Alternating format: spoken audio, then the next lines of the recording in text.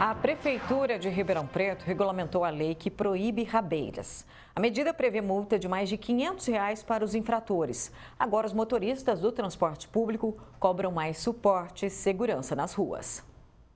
Pelo menos 10 ciclistas, todos aparentando serem menores de idade, pegando rabeira ao mesmo tempo numa performance que desafia as autoridades e a segurança deles mesmos e de todo o trânsito.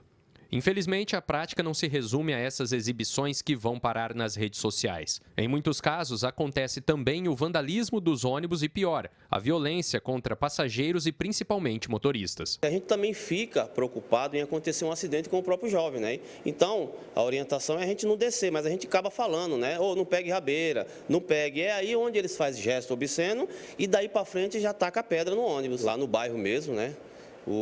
A molecada foi lá, pegou uma pedra, né, onde eu estava realizando um embarque e desembarque dos passageiros, e eu até vi a pessoa, né, um adolescente do lado, mas não imaginava que eu ia sofrer uma pedrada, né? A minha sorte foi que pegou no friso da janela que separa lá, né, do motorista. Desde julho, Ribeirão Preto tem lei proibindo a prática, mas só agora ela foi regulamentada pelo prefeito Ricardo Silva. A novidade determina que os agentes da RPMob, empresa que gerencia o trânsito, e da Guarda Civil Metropolitana fiquem responsáveis por fiscalizar os atos ilegais, atendendo ao chamado dos motoristas. Nós estamos querendo que Ribeirão Preto seja uma cidade de ordem, de respeito, e quem pega a rabeira coloca em risco a vida dele primeiro e também a vida de outras pessoas. Agora, vamos intensificar a fiscalização.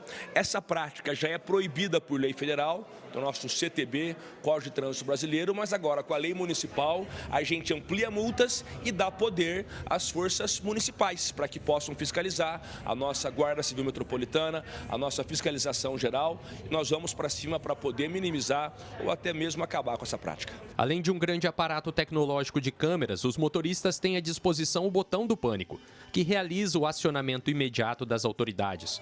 Desde a implantação do dispositivo no ano passado, ele já foi acionado mais de 3.000 vezes em ocorrências de rabeira, vandalismo e ataques violentos. O decreto da Prefeitura prevê que, em caso de autuação, os agentes devem recolher a bicicleta, patinete ou veículo envolvido na rabeira, levando até o pátio da RPMob. A multa de R$ 518,28 deve ser aplicada ao responsável pelo objeto ou pelo menor que estava conduzindo. Além disso, é preciso pagar pela remoção, pouco mais de R$ 74, e o valor de R$ 37,02 para cada dia em que o veículo ficar retido. O cidadão tem até 60 dias para requerer a devolução. Depois disso, o meio de transporte pode ser leiloado. A letra da lei é fria.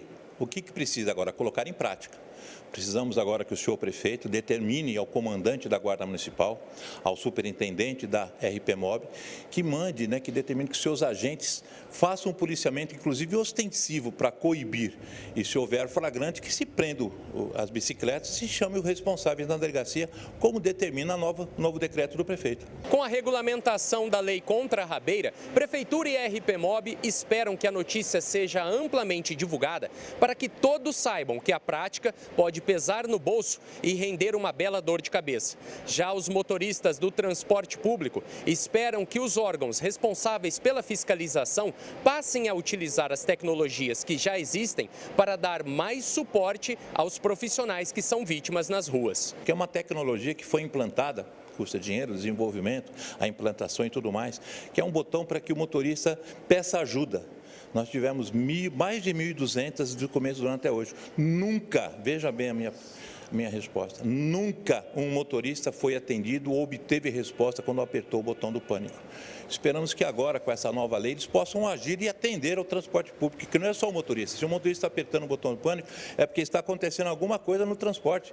O transporte leva as pessoas de Ribeirão Preto, né? O transporte é público. Os agentes da RPMob ainda precisam respeitar algumas burocracias antes de irem às ruas para cumprir a lei.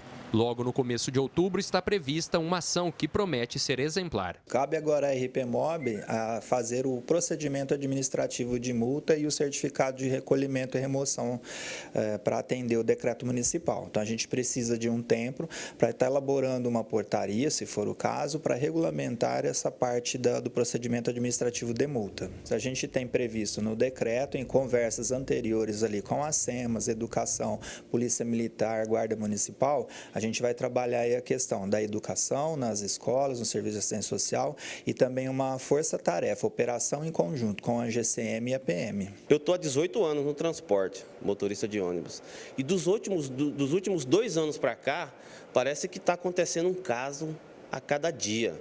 E aí o que acontece? O volume está muito grande e coincide justamente com a renovação da frota. É uma coisa absurda. Isso existia antigamente? Sempre existiu, mas era muito pouco. Mas agora está um volume muito maior de vandalismo, que é a rabeira, junto com o vandalismo, entendeu? Felipe Urbinati para o Jornal da Clube. Caroline Silva Oliveira, psicóloga, conversa mais sobre esse assunto aqui com a gente agora. Doutora, seja bem-vinda ao Jornal da Clube. Desde já agradeço a disponibilidade. Somente neste ano, nós perdemos a conta já de quantas denúncias chegaram aqui ao Jornal da Clube a respeito das rabeiras que evoluem aí para o vandalismo e a violência. O que pode explicar esse comportamento entre os adolescentes, entre os mais jovens? Boa tarde. Boa tarde. A gente, enquanto psicólogo infantil, vai compreender, né, que existe fatores psicológicos envolvidos nessa faixa etária, né? Então, muito presente a impulsividade, o pertencimento em grupos, né? Então, muitos também têm a dificuldade de avaliar os riscos, as consequências desse comportamento.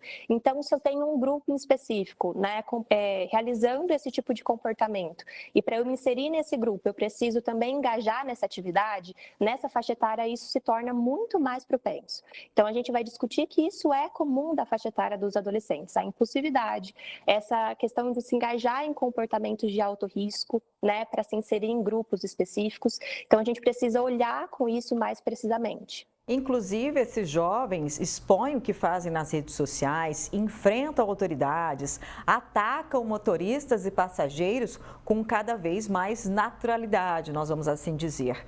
Essa crescente precisa aí ligar um sinal de alerta?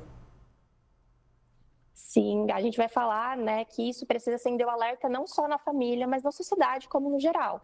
Então, na psicologia, a gente vai falar sobre a importância de manejar comportamentos inadequados através de limites claros, consistentes. Então, não é só sobre proibir, a gente precisa também dar base para esse adolescente, a gente precisa dialogar, a gente precisa discutir isso, né? Então, a gente vai falar da importância da fiscalização, mas a importância também de ações educativas. A gente vai falar sobre a importância de dialogar isso com o adolescente, para conscientizar também. E é sobre esse assunto que eu gostaria de entrar agora, porque a Prefeitura, ao investir em recolher bicicletas e aplicar multas nos pais responsáveis, tem o poder aí de gerar consciência ou mudar esse fenômeno perigoso? A gente vai falar, né, que nesse comportamento de risco está envolvido, por exemplo, a adrenalina, né, que é o neurotransmissor, que ele está presente em comportamentos de risco e engaja o adolescente a aumentar a probabilidade desse comportamento ocorrer novamente.